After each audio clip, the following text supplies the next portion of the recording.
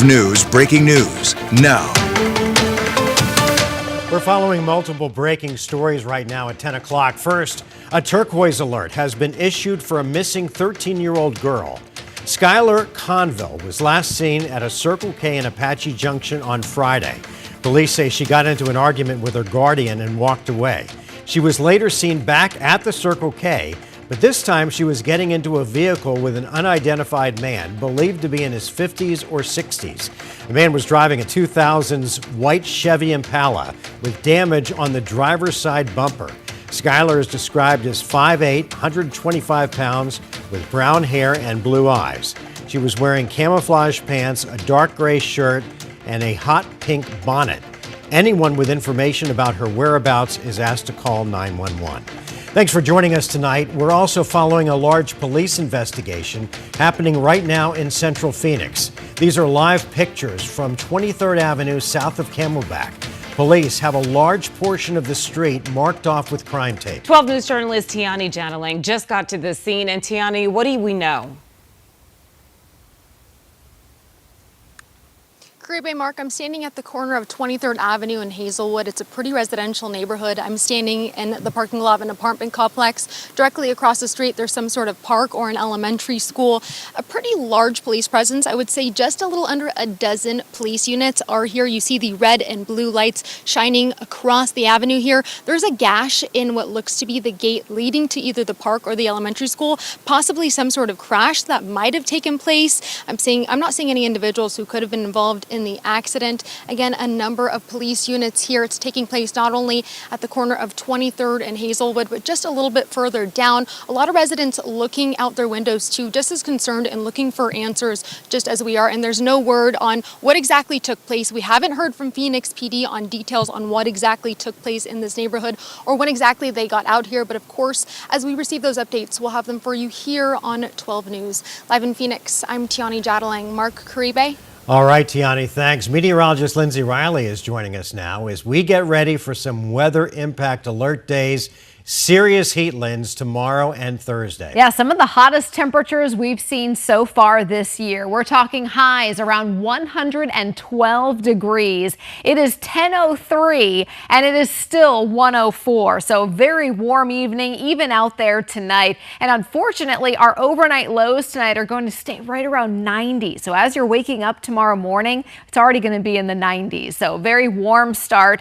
These are a look at our current temperatures. The extreme heat warning begins at 10 a.m. tomorrow morning, and it continues through Thursday, and it expires at 8 p.m. Thursday night. It does include the valley, but it also includes parts of western Arizona as well for Wednesday and Thursday. High temperatures are going to be right around 112. We typically reach our high between 3 and 5, and our morning lows are also quite warm, right around 90 degrees. Friday, we're outside of the warning. However, it's still going to be hot. We don't fall below 110 again until this upcoming weekend. Now here's a look at tomorrow. We're going to start off on the partly to mostly cloudy start between 6 and 8 a.m. Temperatures are already in the 90s. We're already at 104 at noon, and we'll reach about 112 by 4 o'clock. No storms in the valley tomorrow. 112 in Levine, Avondale, and 110 in Gilbert tomorrow. So it's going to be a hot one. And then looking ahead closer to the weekend, we are looking at a very high fire risk. It's going to last 3 days, Friday, Saturday, and Sunday. This includes this fire weather watch here also includes the Superstitions, Fountain Hills, Globe, all the way up to the Utah state line. We're expecting these wind gusts anywhere from 40 to 50 miles per hour up in the high country, and even 25-mile-per-hour gusts here in the valley. So after we have this episode of heat, we then move over to wind and rising fire danger for the weekend. Mark? All right, Linz, thanks. Due to the increased fire risk this weekend, APS says it may activate a safety power shutoff in areas around Flagstaff and the Grand Canyon for the weekend. Here's a list of the areas APS says could be affected by a shutoff: 10,000 customers could experience outages, which could begin as early as 9 o'clock Saturday morning.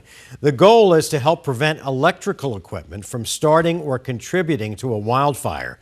We'll continue to monitor the situation as we get closer to the weekend, so be sure and stay with 12 News for the latest updates. A Santan Valley woman woke up with severe complications of heat stroke and third-degree burns all over her body after falling asleep in the sun. 83-year-old Betty Lou Summer fell asleep on a lounge chair with metal armrests at her community pool in Santan Valley on June 11th. That day, temperatures reached over 105 degrees. She was only asleep for an hour, but bystanders found her unresponsive. Summer was rushed to the hospital in critical condition and went into organ failure. Her daughters didn't think that she was going to survive. She basically has third-degree burns all the way on her front, her belly, her shoulder, her arms. Her pinky was on a metal chair, and it was completely degloved at the tip. And her shins and her legs and her thighs, all the way down to the muscle, and very painful, of course. And it didn't. We weren't really sure if she was even going to come out of it. Summer will undergo surgery every 4 to 5 days until she is ready for skin grafts. Now her daughters are warning others of how dangerous the sun can be, especially for seniors and children. Now to our wildfire watch. The pocket fire burning near Sedona has grown to 341 acres.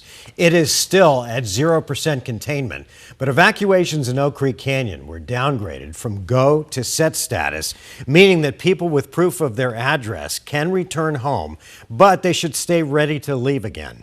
State Route 89A remains closed from Sedona to Fort Tuthill except for residents. There's also the Sycamore fire. Officials now say lightning caused this fire to spark about 15 miles north of Globe. The fire started last Monday and has burned more than 9,000 acres. It's currently 8% contained. Griffin Ranch and Haystack Ranch remain in set status. The Loop 303 is back open tonight after a serious crash closed the highway earlier today. This happened around 5 o'clock and closed the southbound lanes for several hours. DPS says that all the injuries are non-life-threatening. The Arizona Fire and Medical Authority says that one of their crews was involved in the accident while responding to an incident, but no firefighters were hurt. Tonight, the Cave Creek Town Council unanimously approved a water-sharing partnership with the city of Peoria. The agreement serves as a short-term safety net to keep Cave Creek's water flowing through 2033. And under the deal, Peoria would provide Cave Creek with some of its water during declared shortages. In return, Cave Creek would give Peoria long-term water storage credits and pay a water recovery fee. The agreement caps deliveries at 450 acre-feet of water a year. An Arizona gun store owner pled guilty earlier this month to aiding in dozens of straw gun purchases. 33-year-old Alejandro Montemayor managed AVAZ firearms at Cave Creek Road and Bell in Phoenix. Prosecutors say from 2022 to 2024, he was involved in 72 straw purchases of firearms and failed to report the cash payments. Straw purchasing is the act of illegally buying something, in this case a gun, for someone not allowed to buy it for themselves. His sentencing is set for August 17th. Now to Decision 2026. Early voting for the primary starts tomorrow. The last day to request a replacement mail-in ballot for the election is July 10th. And the last day to mail in your ballot is July 14th. Otherwise, you'll have to drop it off in person. For more information about a list of drop box locations and more, go to beballotready.vote. New tonight, Arizona Senator Ruben Gallego is facing criticism and scrutiny for his use of campaign money. 12 News journalist Chase Golightly is here with a look at how he was spending that money and what the senator is saying about it. Chase? Mark, according to reports, Gallego spent thousands on luxury trips with his family, childcare, and tickets to the Super Bowl. Gallego now defending some of what he spent that money on. He replaced U.S. Senator Kyrsten Sinema, who faced a lot of scrutiny for how she spent her campaign money. Now in his first term as senator, Ruben Gallego is coming under fire for the same thing. According to FEC finance records, Gallego's leadership PAC spent $40,000 at a luxury hotel in Sedona, listing the expense as travel and facility rental in 2024. In 2025, more than $3,500 for food and travel to Disney World and Disneyland. Then it reports he spent more than $9,000 for a hotel in Miami. Gallego defending these expenses in a statement posted to social media, saying, "Because of my schedule and the laws passed that allow for it, I will at times bring my wife and children with me to these retreats and fundraisers. Are these at nice venues? Yes, it's where the donors are, and it's part of campaigning." Shanna Ports with nonprofit Campaign Legal Center says since Gallego is using money from his leadership PAC, it allows this kind of personal spending to happen. There is no federal authority policing how candidates are spending their leadership PAC funds. In trips to luxury hotels, places like Disneyland, to sporting events, all of that is common, unfortunately, with this incredibly lax enforcement environment that the FEC has created. However, the rules are more strict when it comes to campaign finances. Gallego for Arizona has reportedly spent close to $9,000 for childcare services, including $400 to his mother-in-law to babysit while he was at a fundraiser. Gallego saying the FEC has stated that childcare may be reimbursed. Ports agrees, but says when a family member babysits, they can't be paid whatever they want. It has to be fair market value. If a babysitter in the area is typically $25 an hour, you can't bring your mother-in-law aboard and pay her $400 an hour. That's just a way of pocketing campaign cash. Then there is another campaign fund Gallego started with his close friend, former California Congressman Eric Swalwell, before he resigned from sexual misconduct allegations. The Swalego Victory Fund spent more than $27,000 for tickets to the 2023 Super Bowl held right here in Arizona. When I asked Ports if the FEC will launch any sort of investigation into this, she told me that typically doesn't happen unless they receive complaints. So if that doesn't happen, it's possible no further investigation into this will happen. We're live in studio. Chase Golightly, 12 News. All right, Chase, thank you. A 3-year-old remains in critical condition following a drowning call at an apartment complex near 100th Avenue and Culture Street last week. The police department is still investigating, but concerns about pool safety certainly are top of mind for residents. 12 News journalist Tiani Jadalang reports. It's kind of sad because I left last week noticing that it was still broken. I said to myself, this is so dangerous, something could happen. Resident Jared Blair expresses his concerns following a drowning involving a 3-year-old in this pool. It's one of 2 pools at the Coulter Park Apartments in Phoenix, and it's where Martin Zaragoza found the child Friday afternoon. Everybody came as fast as they could, and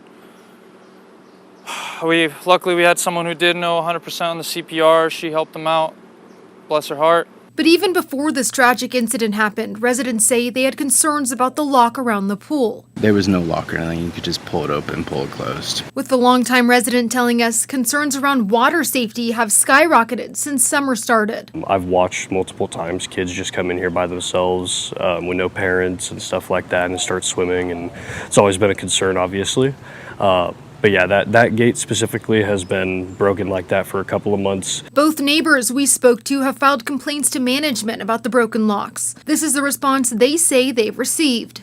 No, they don't even answer the phone. I wish that they would have actually taken the step to do that and prevent something like this happening rather than waiting for it to happen. Well, you submitted through an online portal, but never heard anything back. But just following the drowning, neighbors say things have changed. Now there's a little app you use to click on the button to buzz the gate open, but it hadn't been on there for a while. And even with that update, neighbors are still shaken by the tragedy. It's pretty terrifying, and it breaks your heart to know that the kid was just able to get into the pool with, no effort at all.